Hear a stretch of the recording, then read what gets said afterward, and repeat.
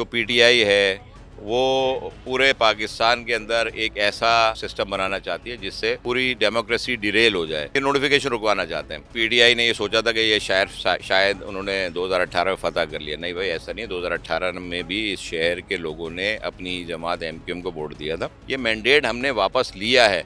हमने उस चीज़ को वापस लिया जिसके लिए हम कोशिश करते रहे। तो पीटीआई को तो ज़ाहिर है वो परेशानी है। उन्होंने पीटीआई के अलावा भी एक जमात को परेशानी है। सिंध हाई कोर्ट में हम इस वक्त मौजूद हैं और 40 से ज़ायद जो हैं वो दरख्वास्तें दायर की गई थी जो नताइज जारी किए गए थे फॉर्म 49 और फॉर्म 47 के ख़िलाफ़। सिंध हाई कोर्ट ने इलेक्शन कमीशन को हिदायत की है कि 22 फरवरी तक इन दरख्वास्तों पर फैसले किए जाएँ और जो दरख्वास्तें थी वो अदालत ने निपटा दी हैं। तो एमक्यूएम ने मजमूई तौर पर सिंध से जो है 17 नशस्तें जो हैं वो हासिल की हैं। उसमें कराची से 15 हैं जिनमें हसन साहब NA 236 से कामयाब हुए हैं। वो हमारे साथ मौजूद हैं।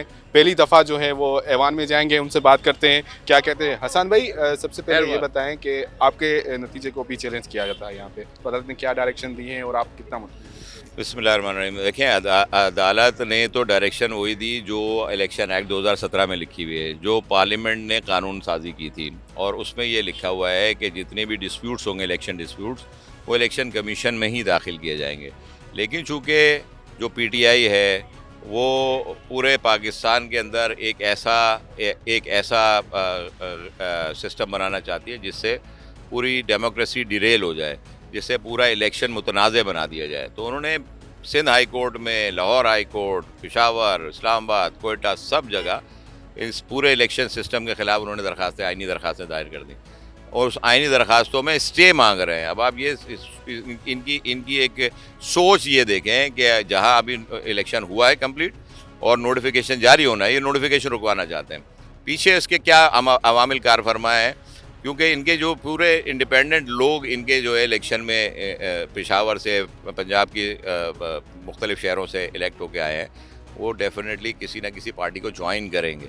उस पार्टी को ज्वाइन करना है उन्होंने 72 घंटे के अंदर नोटिफिकेशन के बाद। उस 72 घंटे के बाद असम्बली का पहला इजलास होगा, ओथ होगा, प्राइम मिनिस्टर का इंतखाब होगा, स्पीकर का, डिप्टी, सारे इंतखाबात होंगे। तो ये चाहते हैं कि जब तक इनकी पार्टी जो पीटीआई है उसका इंटर पार्टी इलेक्शन होके वो इलेक्ट होके लोग ना आ जाएं और वो पार्टी मुस्तरद ना हो जाए, उस वक्त तक ये नहीं चाहते। ये पूरा एक माइंड सेट है जो ये काम कर रहा है। और उस वक्त तक मुल्क में चाहे अनार्की की सूरत हाल पैदा हो जाए, मुल्क के अंदर डिस्टेबलाइजेशन हो जाए, मुल्क के अंदर कोई कारोबार ना हो सके, एजुकेशन ख़त्म हो जाए, सेहत की सहूलतें ख़त्म हो जाए, वो कोई परवाह नहीं है। तो उन्होंने इसी तरह से पूरे पाकिस्तान के अंदर सिस्टम बनाया। और आज ये आप ये देखेंगे, कल लाहौर हाई कोर्ट ने भी, इस्लामाबाद ने भी और फिर आज कराची के सिंध हाई कोर्ट ने भी फैसला सादर फरमाया कि जो कानून लिखा हुआ है उस पर अमल करें जाके। इलेक्शन कमीशन के अंदर जब रेमेडी अवेलेबल है तो कॉन्स्टिट्यूशन पिटिशन का जवाज़ नहीं बनता।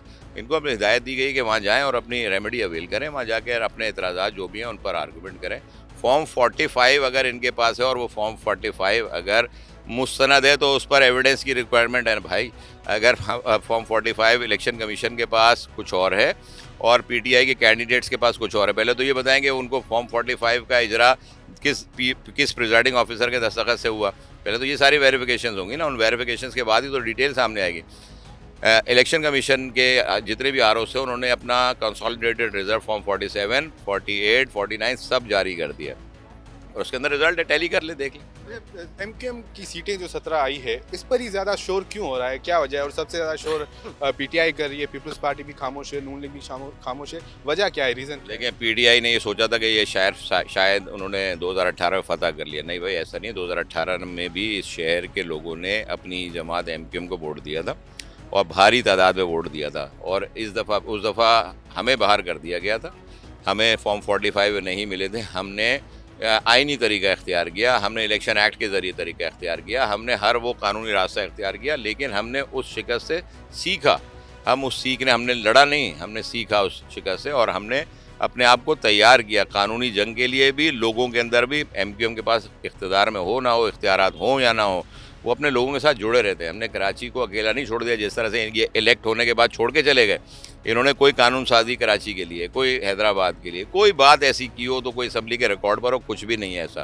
तो कराची के अवाम समझदार हैं, बाशऊर हैं, पढ़े लिखे लोग हैं, उनको समझ में आए। और इसका एक सबूत आपको मालूम है, आज से 2 रोज़ पहले जब एमक्यूएम ने अपना जश्न जिन्ना ग्राउंड में किया तो लाखों की तादाद में लोगों ने शिरकत करके साबित किया कि MQM के साथ ये शहर जुड़ा हुआ है। वोटर थे, सपोर्टर थे, वर्कर थे, सब मौजूद थे। एक भरपूर अंदाज में उन्होंने सेलिब्रेट किया अपनी जीत को।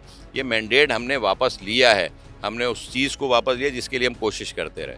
तो PTI को तो ज़ाहिर है वो परेशानी है, उन्होंने PTI के अलावा भी एक जमात को परेशानी है। अच्छा, अगर फॉर्म 45 में वो साबित नहीं कर पाते जो दरख्वास्तदार है जिनके अदालत ने कहा है कि आप इलेक्शन कमीशन में जाएं, तो क्या कोई कार्रवाई भी हो सकती है? कानूनदान भी हैं आप इस तरह? देखिए, मैंने तो अर्ज़ किया ना कि अगर फॉर्म 45 इनके पास मुस्तरद हैं तो ये केस जीत जाएंगे, और अगर मुस्तरद नहीं है, जाली हैं, तो इनके खिलाफ इलेक्शन कमीशन खुद केस रजिस्टर करेगा। इनके खिलाफ कानूनी कार्रवाई होनी चाहिए और होगी भी इंशाअल्लाह ताला। आखिरी सवाल, जा रहे हैं आप हुकूमत में, किसके साथ जा रहे हैं? नून के साथ जा रहे हैं या पीपल्स पार्टी के साथ जा रहे हैं? देखिए, इसके लिए तो हमारे कायदीन खालिद मकबूल सिद्दीकी भाई, मुस्तफ़ा कमाल भाई, फारूक सत्तार भाई, ये सब जो है ज़ाहिर है वो मुलाकातें इनकी जारी हैं, और उन मुलाकातों में जो भी बात आएगी वो ज़ाहिर है आपसे शेयर करेंगे इंशाअल्लाह ताला।